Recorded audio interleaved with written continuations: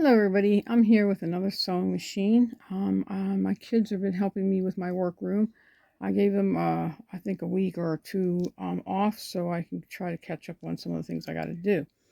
Anyway, I'm here with an Elna I guess they call that a Lotus.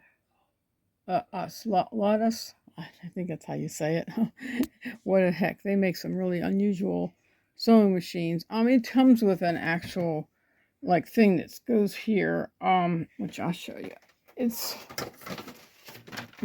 right here. This little contraption right here slides on, and it becomes a case, and or you can leave it on there, and it helps you to sew. Well, it's kind of bulky and it's in my way, so I'm not putting it on. I'm just going to leave it like this because it's so much easier to understand it. She was having problems. She kept breaking her needles, and I don't know if you guys saw my video yet. I'll try to make sure I put it in the description on cut those tails off your bobbins, because if you don't cut your tails off, you'll break your needles. And this is the sewing machine that I told her that's what's going on. She said, "It really is that simple?" And I said, "Yes." I had cleaned out her machine. I went for a deep cleaning and looked around. She keeps it pretty clean. I've never seen one somebody actually keeps it clean. She gave me the book so I can learn how to actually run it. It's really cool because this one has a diagram on how to thread it and everything, how to make a bobbin, and how to actually thread it. It has all kinds of really cool things, and it's actually a computerized sewing machine. I was looking down in there, it kind of was a little bit dry, needed to be oiled. Let's see. It's hard to move around here. Let's go ahead and turn this guy on. I know it's a little messy. I'm still trying to clean up. Okay, here it comes. There we go. And it's really bright. I like how bright that is. She put an extra light on, but I can see perfectly. Some people might need more light. Now let's see. We'll kind of go over some of it. She's got a lot of cool tools and needles. And like it says here, to make a bobbin, you want to put your bobbin in over here. But you can flick this little guy up. That becomes that little twist tie thing. So like when you're actually, this is where your thread is being held down in there. And when you bring your thread up, you're going to go up and over and around. And you're going to go back to here and then click it in. And it should automatically do it. It'll come up here saying it's being rewound. And you can see how they actually did it here. Now, for the actual machine being threaded, it's kind of like a backwards deal. You kind of pop your thread in down in there. You put in here, then here. Comes around here, down this way. Make sure you put your foot up. Well, see here, get the foot up. Opens those chambers. We want to make sure the chambers are open. Put that down this way. Come up, just keep following the arrows. Go all the way back this way. Here's your uptake down there. Goes this way. It should hook up in the uptake. Go down this way into here and then into the needle. Yes, I have the needle down. Bad me. Anyway, because I was going to pack it up, but she said, "Go ahead, make a video. It'd be kind of neat." She has the turtle speed to the rabbit speed. I kind of have it in the middle. Let's see. You can do some basic stitching. The book might have some more information on that. Let's see. I think this is like needle up. Here, right here. Needle up. Okay. This is where if you want to do where you don't want to use a pedal, you can actually stop and go here. I have the pedal plugged in. This is your reverse, and I'm not sure exactly what this is. If it could be scissors, because I know I've seen scissors down there, but I'm not sure. I didn't really read the whole book. I just read how to run it because I want to know how to run it. Oh no, here's the cutter right here when she wants to cut the thread on the bottom. Okay. I still don't know. Maybe I'm not sure what that little dot is. Maybe you guys know. Instead of me looking it up, tell me what it is. It does have an actual threader if you wanted to use her threader right there. Okay. I didn't really use the threader. Ever since I fixed my eyes, I can basically see that little hole. Some of the needles, though, it's really hard to see the hole. You can see that I have it right there, the foot pedals in. And we have everything we need, but I want to make, let me think here, this go up higher. I don't know if you guys can see them. I want to make this go bigger, okay? Let's see if you can see that. All right, because that way you can actually see the stitching better. All right, now I'm going to get my foot in that darn foot pedal. All right, and then we're going to hear it. So, well, we'll talk about the bottom here. Well, let's go ahead and talk about the bottom. Here is how you thread the bottom. You just drop in. Then you make sure, you know how like you hold it like this and it's like a waterfall coming down.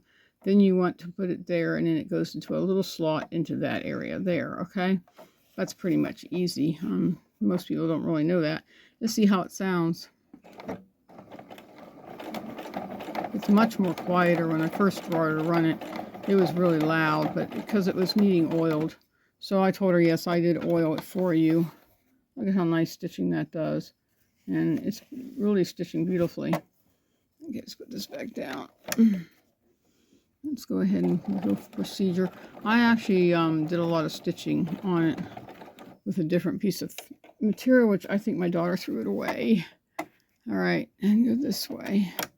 Now let's see, we're going to go do ahead and do some, I don't know if you guys can see that or not. We'll do, how about an intermitting zigzag, which is number 6. Whoops, what did I do?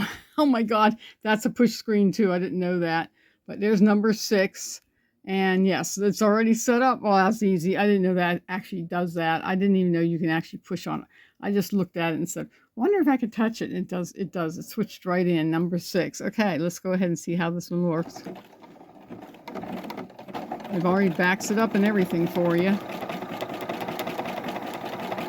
That's called an intermittent zigzag. So we're kind of like does this stitching kind of straight, but in a zigzag form.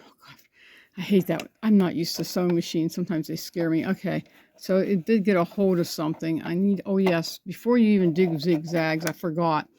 On a zigzag for these kind of sewing machines, you need to put your tension up a little higher because these ones are kind of like complicated, and I forgot to do that. So let's see, I need to, no, I can do it that way. Okay, so we're gonna change this here to like about a 5, and I bet you money I'll do better because what happened is it was catching on itself. When you want to do zigzag, you always want to make sure you put this area higher. Okay, I'll make that go a little higher too so I can see it better. Okay, I forgot to do that. I mean, I never always remember. There, now that sounds so much better. I'm sitting there like, I don't even know why that's making that sound. And then I realized, oh yeah, I forgot to move the tension. Now it's actually sewing correctly because I forgot to move the tension. Bad me. Yeah, that happens sometimes. Yeah, so when you're doing basic stitching, you can move it to a lower amount. Now that's much better. Stitching looks good, sharper. This was kind of puckering. I was wondering what was going on. I keep forgetting when you do straight stitch, you want your tension to be, because this thing's got high powered, you want your tension to go on the lower end. And when you're doing zigzagging of any sort, you want to go higher in the tension because it's moving the thread back and forth. You need to be able to do that. So, oh boy, I'm kind of like stupid sometimes. I forget these things. All right. But anyway, you can see when I forgot, it made a boo-boo.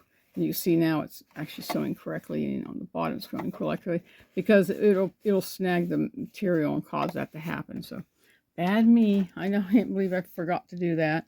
Anyway, I hope you guys enjoyed this video, and if you have one like it, maybe you could tell us a little more about what you like about it. And if you don't have one and you're thinking about maybe getting one, it seems to be really easy to run. Sorry, I didn't know that was a touch screen. Bad me. Everything's a touch screen nowadays. I'm not used to that. But anyway, so if you have one, or if someone bought it special for you or something, or you bought it for yourself because you wanted something different to use, I'd love to hear from you. Please like the video and comment down below, what you like and what you don't like about the sewing machine. We all like to know. And because I know a lot of people will comment on other people's comments, and it's kind of really cool.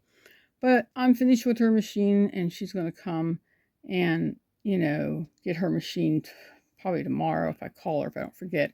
And, but the machine's ready, and it's ready for her to pick it up.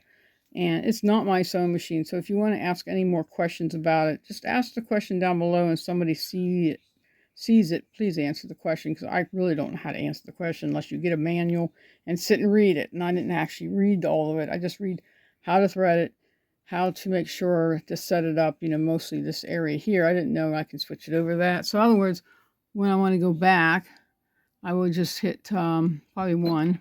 Yep, and it goes right back. That is so cool. Isn't that really cool? And then you want to put the needle down for traveling.